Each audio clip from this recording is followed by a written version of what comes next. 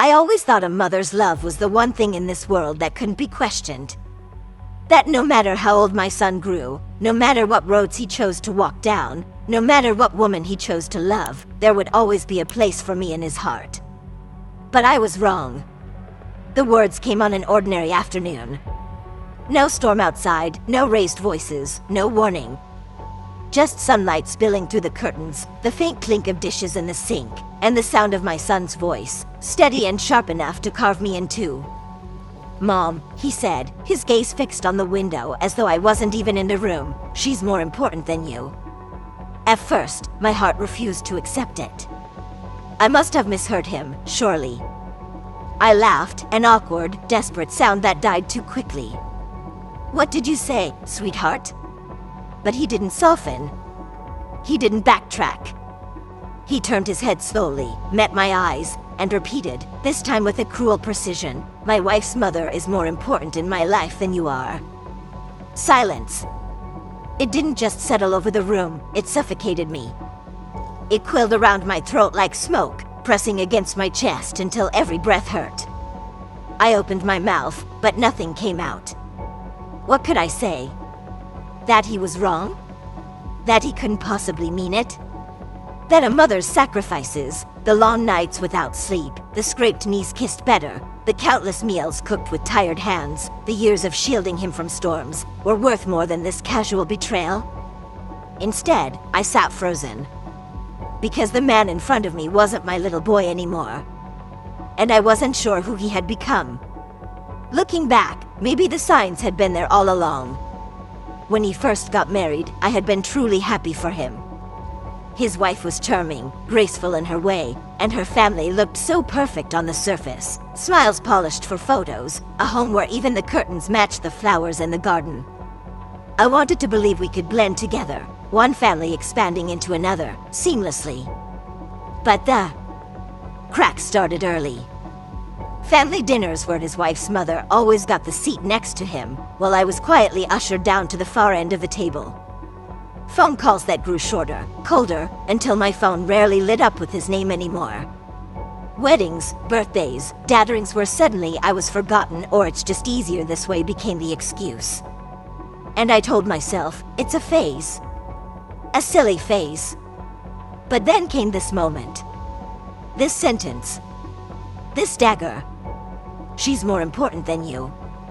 The words dug themselves into me like claws. More important. More than me. Had all the years of love, sacrifice, and devotion really been outmatched by another woman's presence? The cruelest part was that he didn't even notice the silence he left me in.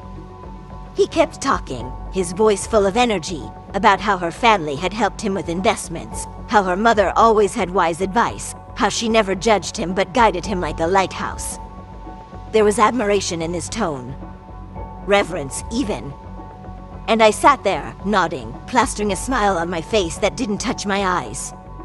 But inside, I was breaking. Did he even realize what he was doing?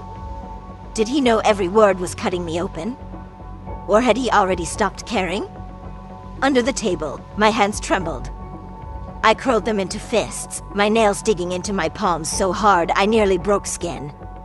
Anything to keep myself from crying in front of him. I wanted to scream. To shake him, to remind him of the boy who once clung to my leg in crowded places, the boy who whispered secrets to me under blankets, the boy who promised I'd always be his favorite person. But that boy was gone. In his place was a man who had chosen his loyalty. Not to me. Not to his wife, even. But to her mother. That night, I lay awake staring at the ceiling, replaying his words in the dark until they became a cruel chant. "She's more important than you." Why? Why would my son say that? What had I done wrong? Where had I failed him? Or was it her, this woman I barely knew, this rival mother, who had stolen him away piece by piece? Could another mother really replace me in his heart? And if she had, what did that make me now? Just a chapter he had already closed. A story finished and shelved. The thought chilled me to the bone. The next morning, sunlight crept through the curtains, cruel in its brightness. I sat at my kitchen table, hands curled around a mug of untouched coffee, and made myself a promise. If my son truly believed she was more important, then I wouldn't fight him. I wouldn't beg. I wouldn't lower myself to competing for scraps of affection. But that didn't mean I would fade quietly into the background. No. I would prepare my own farewell. Not the kind filled with tears or angry words. Not pleading or explanations. But something else. Something unforgettable. A gift. A farewell gift for her.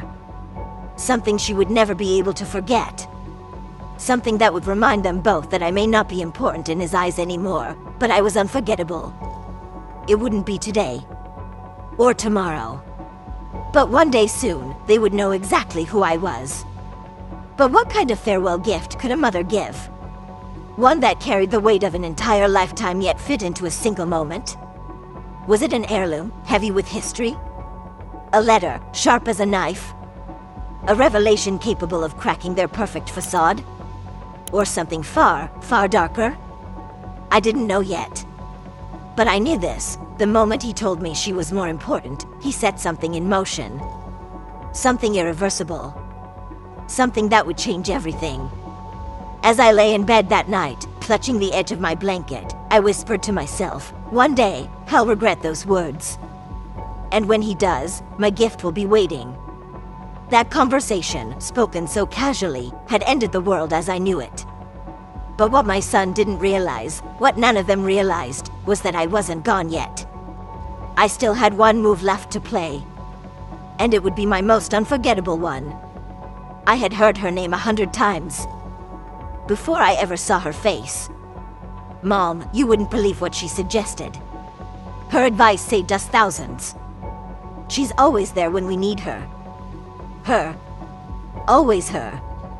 Her name floated through my son's conversations like a hymn, spoken with a reverence I had once believed was reserved for me.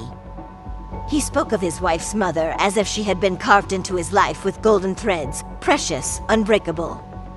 Meanwhile, I, the woman who had carried him, raised him, held his hand through every storm, was nothing more than background noise. But hearing her name wasn't enough anymore. I had to see her with my own eyes.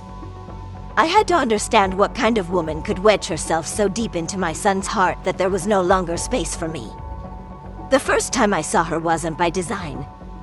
It wasn't even by invitation. They had invited her to dinner. Not me. I wouldn't have known, if not for a slip. My daughter-in-law, distracted during a call, mentioned the reservation by accident. She didn't realize she had revealed the time and place. And that's when I knew. Fate had pulled a string, and I wasn't going to let it go. I didn't go to intrude. I didn't go to embarrass them. I went to watch. To know. The restaurant was warm and glowing, the kind of place where soft laughter floated on candlelight and every wine glass caught reflections like secrets. I sat at a corner table, just far enough to be invisible, just close enough to witness every detail. And then I saw her. She arrived like she owned the air around her. Confidence clung to her like a tailored coat. Each step she took was deliberate, not loud, not brash, but undeniable. Her hair, styled to perfection, glinted under the soft light. Her jewelry was understated yet expensive, the kind that whispered instead of shouted, "I belong here." But what struck me most wasn't her elegance. It was the way my son's face lit up when he saw her. The way he smiled, bright, unguarded, the very smile he used to give me when I clapped the loudest at his school. Plays. That smile, once mine, now belonged to her. She leaned close, speaking in low tones, and he nodded with a reverence that made my stomach twist. My daughter-in-law watched with quiet pride, as though she had orchestrated this strange union between her husband and her mother. And I sat in the shadows, silently asking myself, what spell has this woman cast over my son? When the dinner ended, I slipped outside, hidden behind a lamppost as they emerged into the night. She hugged my son tightly. Too tightly. Her smile was wide, warm, almost dazzling. But I saw something beneath it. It wasn't love. It was ownership. The kind of smile that said, "You are mine now. Mine to guide, mine to mold, mine to claim." For the first time, a terrible thought cut through me like ice. Was this woman trying to take my place? And worse, had she already succeeded? The weeks that followed brought sharper changes. My son no longer called me for advice, not even for the simplest things. Once, he couldn't choose a tie without asking me. Once, he'd call about a faucet leak, a job interview, a headache. But now, every sentence began with her. "Mom, she thinks I should invest here. She says this is the right move. She told me this opportunity is golden. Always she thinks, she says, she told me." Not once did he ask what I thought. The distance between us stretched like a rope pulled taut, threatening to snap. And though my lips stayed silent, my heart screamed questions. What had she promised him? What hold did she have? And why was he so willing to let me slip through his fingers without a fight? Finally, I couldn't take it anymore. Suspicion gnawed at me until it hollowed me out. So I went to see her. Not by chance this time, by choice. One afternoon, I visited my son's home. And there she was. Of course she was there. Sitting comfortably in his living room, her posture loose, as though she belonged to the furniture, the walls, the air itself. She greeted me politely, her smile as flawless as ever. But her eyes told another story. They were sharp, calculating, measuring me, weighing my worth.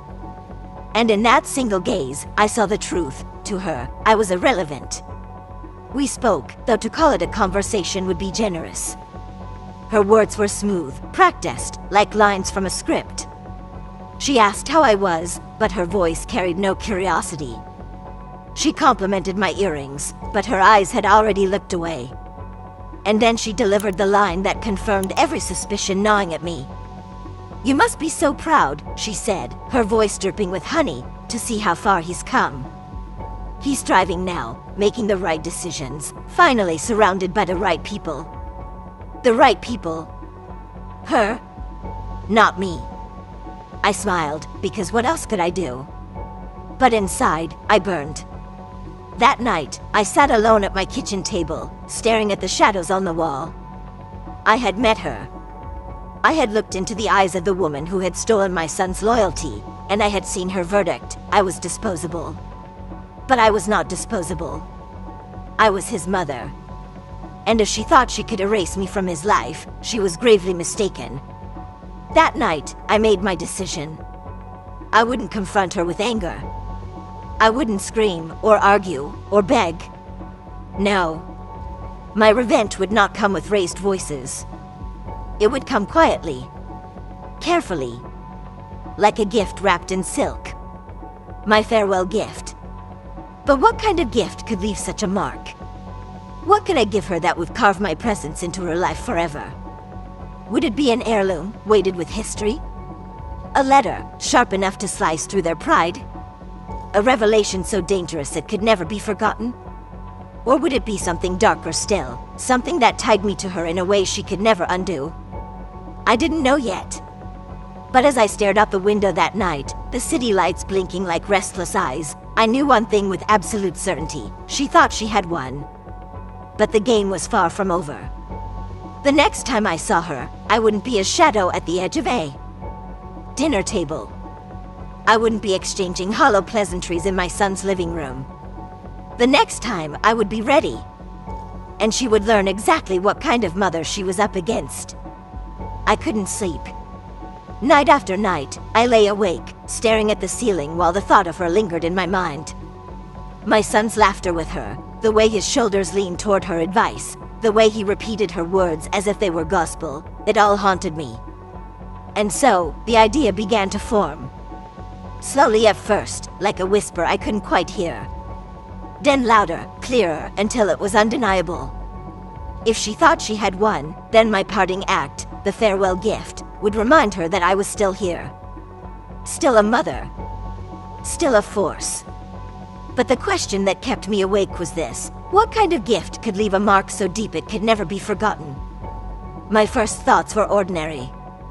Jewelry, perhaps. A necklace passed through generations. Or maybe money, wrapped in an envelope, carrying the weight of both generosity and guilt. But no. Those things would only please her. She would smile politely, thank me with her perfect grace, and tuck it away as though she had earned it. That wouldn't do. No, this gift had to be unforgettable. Not wrapped in gold, but wrapped in something stronger, truth. The kind of truth that could split a smile in two. One rainy afternoon, I wandered into my bedroom, pulled open the old cedar cabinet, and was hit by the scent of dust and time. Inside was a drawer I hadn't touched in years. It was full of pieces of my son's life, things he had forgotten, or perhaps chosen to forget. Old report cards. Letters from college. A photograph of him with a girl I knew his wife had never met. And then, something else. A sealed envelope. My handwriting on the outside. Addressed to him. But never opened. I tore it open with trembling fingers. Inside was a letter I had written during the darkest chapter of our lives. When his father and I almost lost everything, our home, our marriage, our sanity. The words told of sacrifices, of debts paid in silence, of betrayals endured so that he could have a future. He never knew. No one did. And suddenly I realized this was it. This was the gift. Not a trinket. Not a token. But a story. A truth. Still, I hesitated. How do you wrap truth? How do you give it without destroying the very person you love? One evening, when he called briefly, more out of duty than desire, I tested the waters. Do you ever think about your childhood? I asked, keeping my voice light. He laughed. Not much. Why? Oh, nothing, I said, steadying my tone.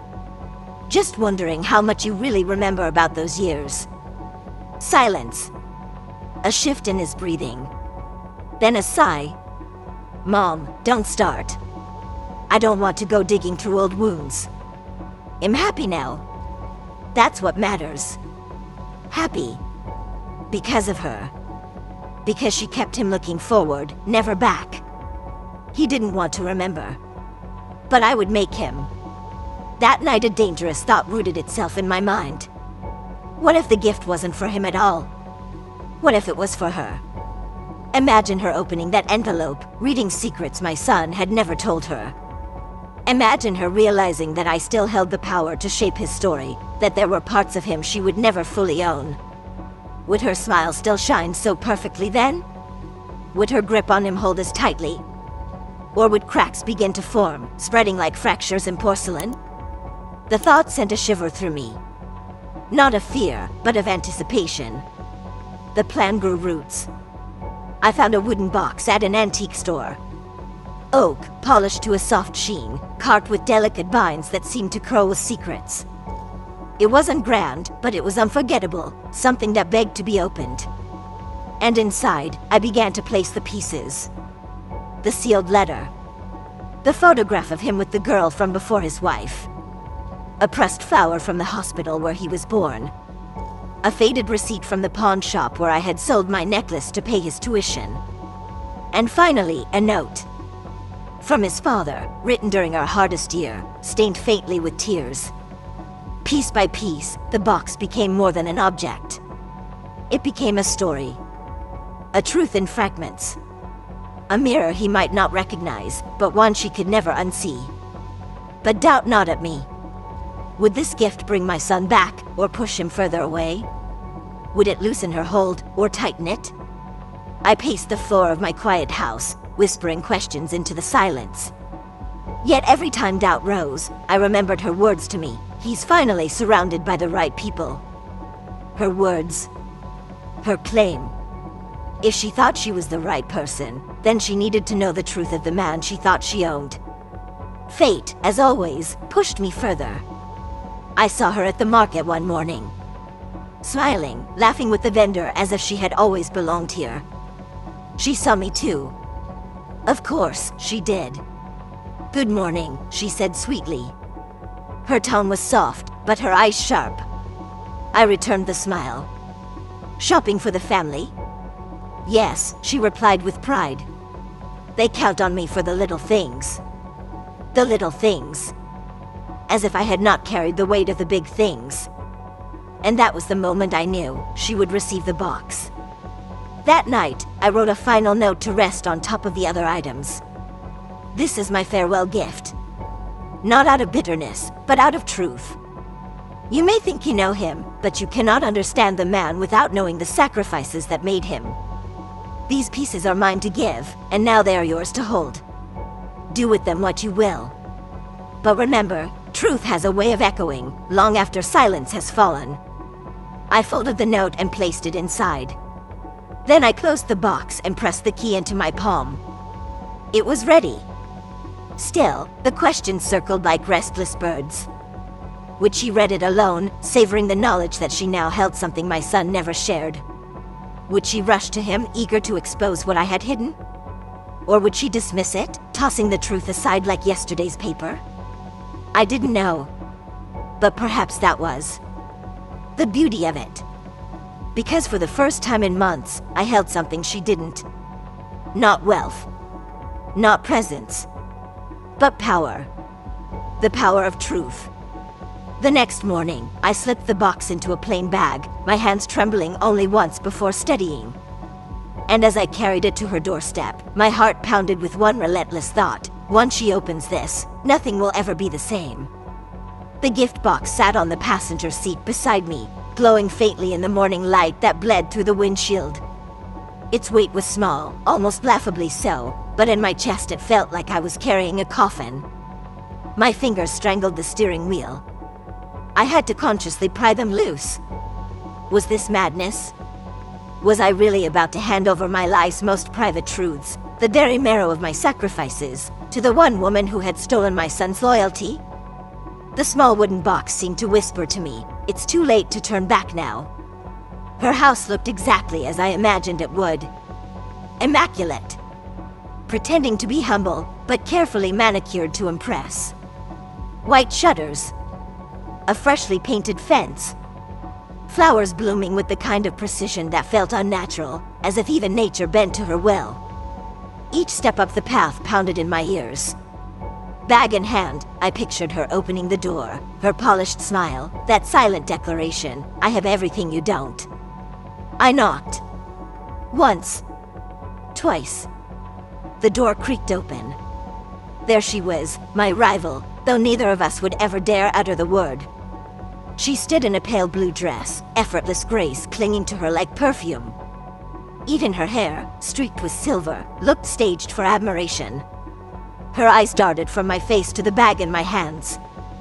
"Oh," she said, her surprise a little too rehearsed. "What brings you here?" I thrust the bag forward before my courage dissolved. "A gift," I said evenly. "A farewell gift." Her eyebrows flicked upward, curiosity sharpening her gaze. She reached out slowly, fingers brushing the handle as though testing for a trap. "A gift?" she echoed, tilting her head. "For me?" "Yes," I said. "For you." Her lips curved into that perfect, polished smile, the kind meant to charm neighbors and humiliate enemies at the same time. "How thoughtful," she murmured. "Would you like to come in?" The air between us was taut, pulled thin like wire. I shook my head. "No. This one, you should open alone." Something shifted in her expression, unease, faint but real. She didn't argue. She simply nodded. "Very well," she said.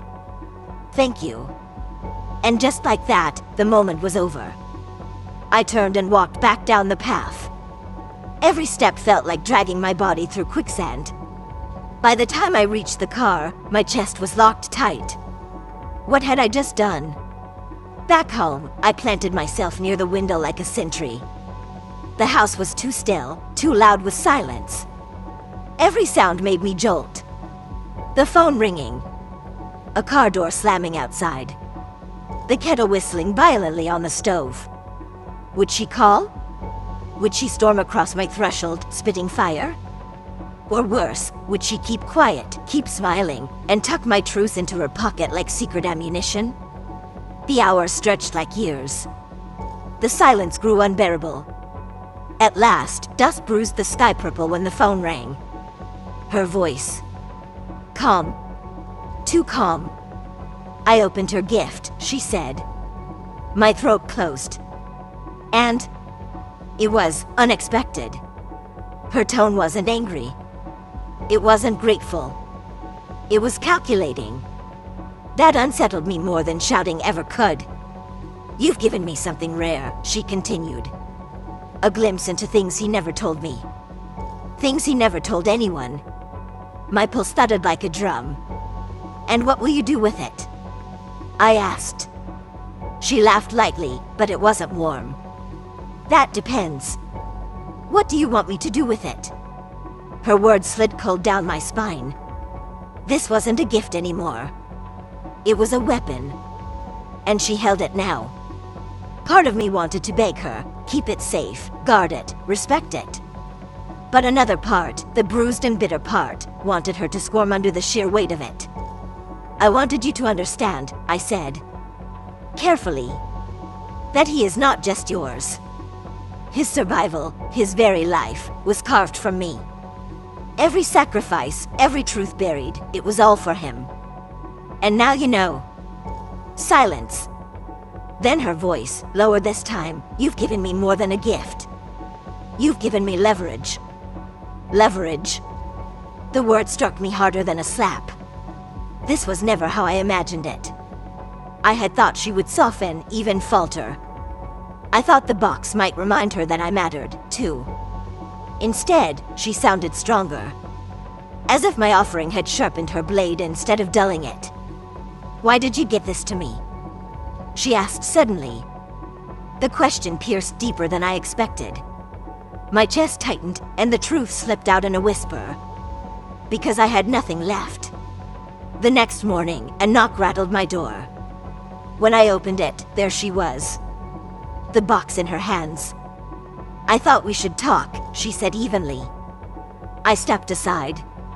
My pulse raced as she set the box on my table, then sat across from me. Her gaze never wavered. You've given me a story, she said. One I could share. One that could change how he sees everything, his past, his marriage, even you. My voice cracked. Would you? She leaned back, studying me like a chess opponent. That depends. Do you want me to? What followed wasn't a conversation. It was a duel fought with smiles and syllables. She wanted to know why I hadn't given the truths directly to him. I wanted to know what she intended to do now that she held them. You think this makes you important again, she said finally. Her tone wasn't cruel, it was surgical. But tell me this, did you ever consider that maybe he doesn't want these truths? That perhaps forgetting is his choice. Her words sliced deep. And yes, wasn't that my worst fear? That by unearthing the past, I would only drive him further away? At last, she stood, lifting the box again. Do you regret giving this to me? She asked. I looked at her, the woman who had become both rival and mirror. Did I regret it? I thought of the hollow echo of my son's words, she's more important than you. I thought of the endless nights spent silenced, invisible, erased. And then I said the only thing that felt true, no. Because now, at least, you'll never forget me. Her smile flickered then. Not her polished, camera-ready smile. Something darker. Something dangerous. Oh, I won't forget you, she said quietly. But I don't think you realize just how much this gift changes everything. And with that, she left. The door closed softly, too softly. I stood in the silence, trembling, a single thought cawing to me. What storm had I just unleashed? The night before the dinner, I didn't sleep. Every tick of the old clock on my wall hammered against my chest like a judge's gavel. I lay awake, staring at the ceiling, whispering into the shadows, am I making the right choice? Or will tomorrow be the moment everything finally breaks? Because I knew one thing for certain. Tomorrow, at that table, the masks would come off. The restaurant wasn't glamorous, not the glittering type my son and his wife showcased on their social media feeds. I chose a quieter place. Intimate. Walls that could absorb secrets, not echo them. A place where truths landed with precision instead of spectacle. When I walked in, they were already seated. My son leaned back in his chair, checking his watch with impatient taps, while his wife scrolled on her phone with practiced indifference. And across from them, she sat, her mother. My rival. Back straight, chin poised, her calm face radiating ownership of the table as though she had reserved not just the seat, but my son's loyalty. "Mom," my son said flatly as I approached. His voice was polite, but hollow. Businesslike. Not the warm son I once cradled. Not the boy who once whispered secrets into my ear. This was a stranger wearing his face. Still, I smiled, though I felt the fracture in my heart deepen. "It's good to see you all together," I said. But silently I wondered, when he called me Mom, did he even mean it anymore? Or was it just a title, waiting to be stripped away like everything else? Menus lay open but untouched. None of us read them. Words weren't what filled the air, it was tension. Thick. Heavy. Finally, she broke the silence. "The mother-in-law. I hear you've prepared something for us?" she said smoothly. Her voice carried that practiced arrogance, the kind earned by years of bending others to her will. Her eyes flicked to me like twin blades. I nodded, pressing trembling hands against my lap where no one could see. "Yes. A farewell gift. Something I think you'll all appreciate." Her lips curved upward, not into a smile, but into something sly. Calculated. As if she had already won. But I thought to myself, does she even know the game she's in? Slowly, I reached into my bag and withdrew a plain white envelope. Not glossy. Not gilded. Just simple. I laid it in the center of the table like a stone dropped into still water. My son's wife snatched it up before he could, her eagerness betraying her. Her fingers trembled, not with fear, but with greed. She tore it open, eyes gleaming with expectation. A check, a deed, maybe access to accounts. Something shiny. Something profitable. But her smile cracked. The light in her eyes dulled. Because inside was not wealth. It was a photograph. A picture of my son at 6 years old. Gapped front teeth. Ink-stained hands. Holding up the first drawing he ever gave me. The crooked letters scrawled in red crayon read, "Mommy, you are my best friend." The silence that followed was suffocating. His wife forced a laugh, brittle and sharp. "What is this? A joke?" But my son didn't laugh. His eyes locked on the photo. His jaw clenched. And for the first time in years, I saw something break inside him. Why are you giving me this?" he asked quietly. His voice carried a tremor, as if the photo had cracked a dam. The mother-in-law's snort cut through the stillness. "If this is your farewell gift, it's pathetic. What is a scrap of paper supposed to mean? We expected more. You've wasted our time." She shut the envelope back toward me, dismissive, her nails tapping the table like a gavel slamming shut a case. But I didn't take it.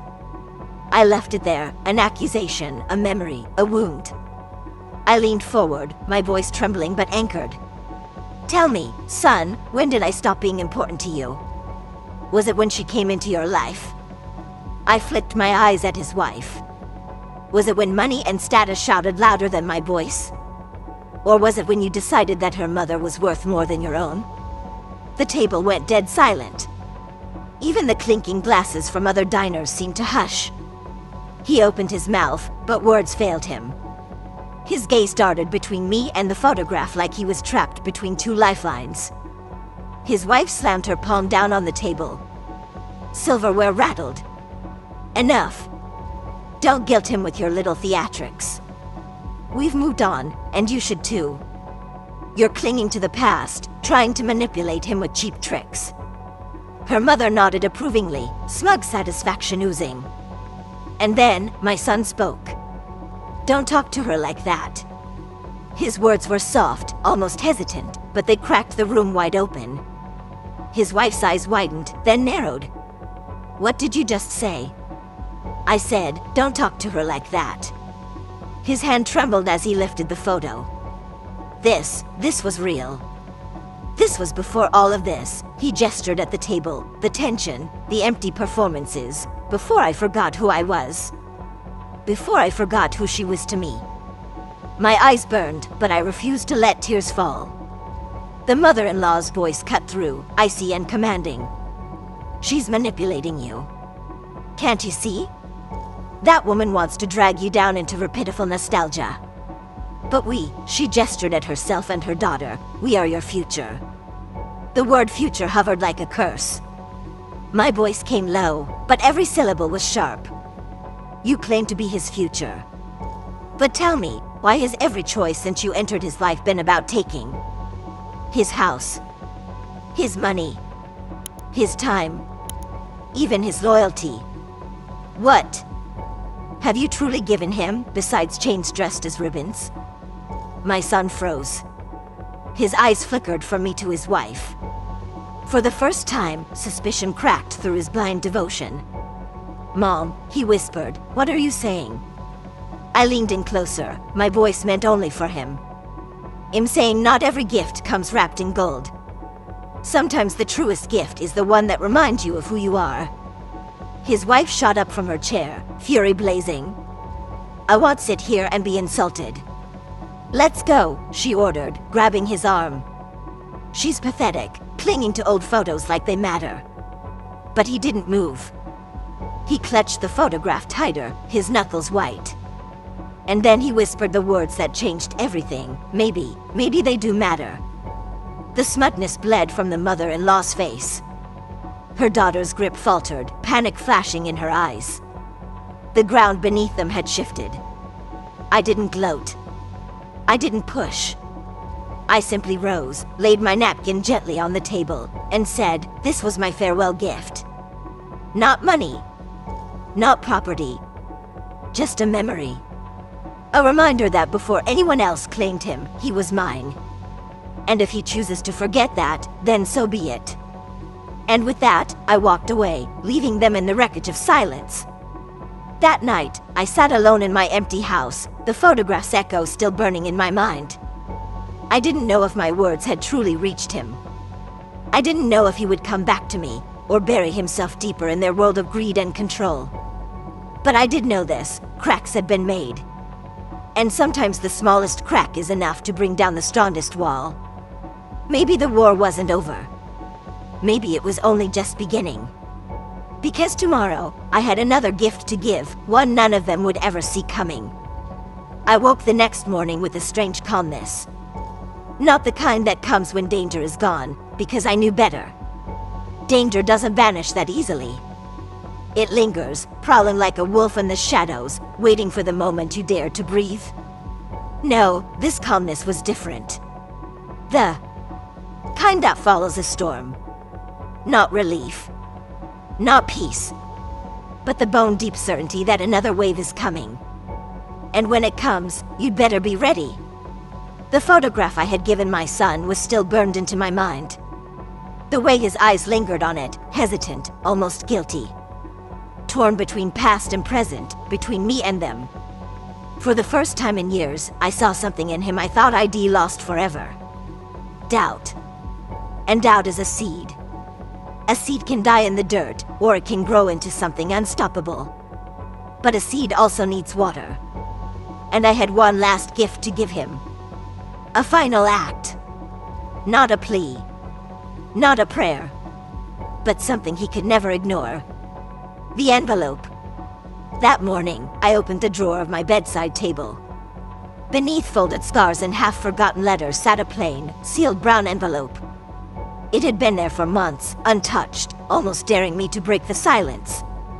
Inside was not nostalgia. Not family photographs or trinkets from the past. No, inside was fire. Documents. Evidence. Things I had gathered quietly, secretly, when no one thought I was watching. Proof of what they had done. Proof of what they were still doing. While his wife and her mother thought they were clever, I had been patient.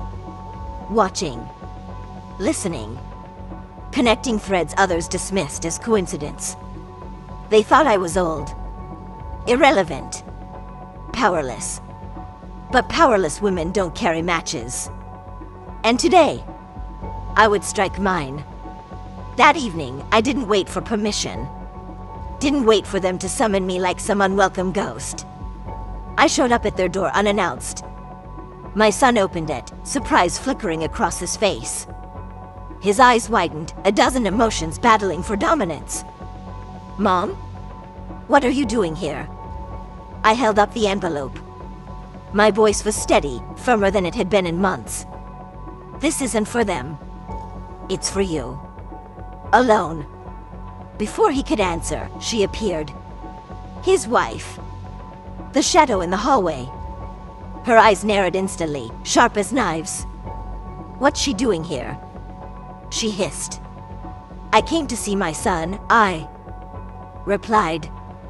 My grip on the envelope tightened. And this, I raised it slightly, is something only he has the right to see. For a moment, the air thickened. She stepped closer, lips curling like she was about to slam the door in my face. But then, hesitation. Not hers. His. My son's. That hesitation, it was everything. He stepped aside. Come in. We sat in the living room. He on the couch. I in the chair across from him. And she, hovering behind him like a vulture, arms crossed, eyes darting, ready to strike. Her mother wasn't there, but her shadow hung heavy. I could almost hear her whispering poison into the silence. I placed the envelope gently on the coffee table. This is for you. His eyes narrowed. What's inside? Proof, I said simply. Of things you've chosen not to see. But before you open it, I need to ask you something. He leaned forward. What? I swallowed, steadying my voice. When you said her mother was more important than me, did you mean it? The question landed like a blade. His wife smirked, enjoying my pain. But my son looked away. Shame flickered across his face. I don't know what I meant, he muttered. I was angry. Confused.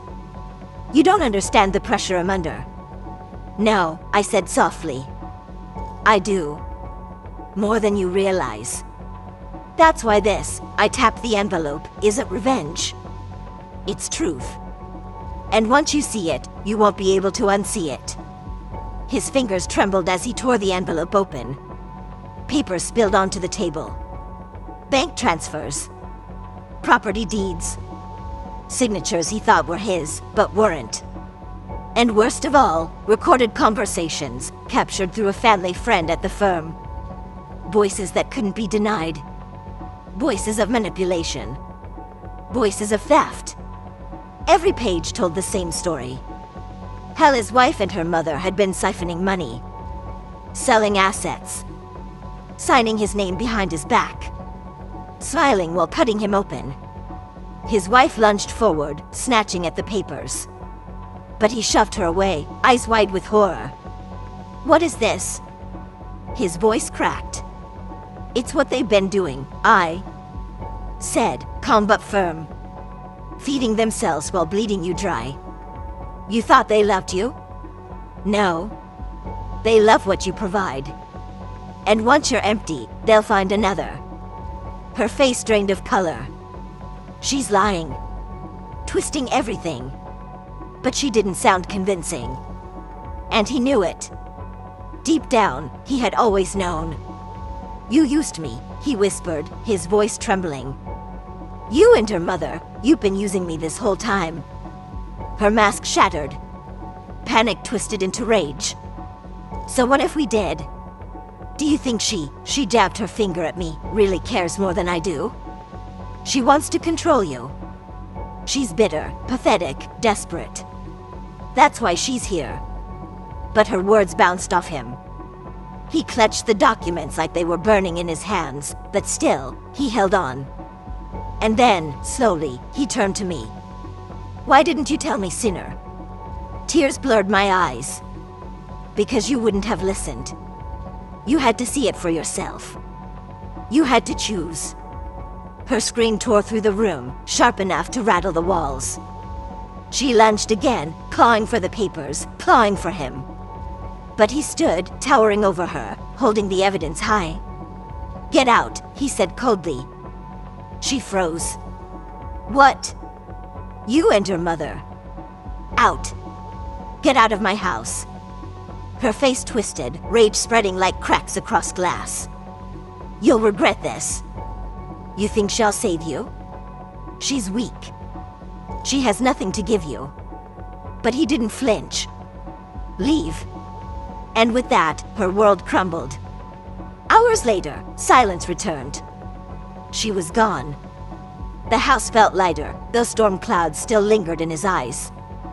He sat across from me, exhausted, broken, but awake. Truly awake. "Mom." His voice cracked. I don't know what to say. I reached across the table, my hand brushing his. "Then don't say anything. Just remember who you were before they tried to erase me. Remember the boy in the photograph. The boy who thought his mother was his best friend." His lips trembled. For a moment, I thought he'd cry. But instead, he nodded. "I need time," he admitted. "Time to figure out who I am without them." And I understood. When I left that night, I didn't take the envelope. I left it on his table, because the real gift wasn't the papers. It was choice. He could bury it. He could run back to them. Or he could face the truth and set himself free. Either way, I had done my part. That was my farewell gift. Not money.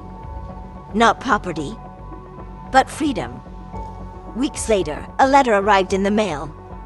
No return address. But I knew the handwriting instantly. Inside was the same photograph I had given him at dinner. Only now, on the back, he had written 3 words, "I remember, Mom." Tears spilled down my cheeks. Because in that moment, I knew the war was over. The chains had been broken. He wasn't lost anymore. And the ones who thought they had won, his wife and her mother, they were nothing but fading shadows. So, when people ask me why I didn't leave behind money, property, or a fortune, I smile. Because some gifts are bigger than wealth. Some can't be measured in millions, or billions, or bank accounts. My gift was memory. My gift was truth. And in the end, both were worth more than $33 million, $620,000, or even $5 billion. Because my son didn't just remember me. He remembered himself. And that was everything.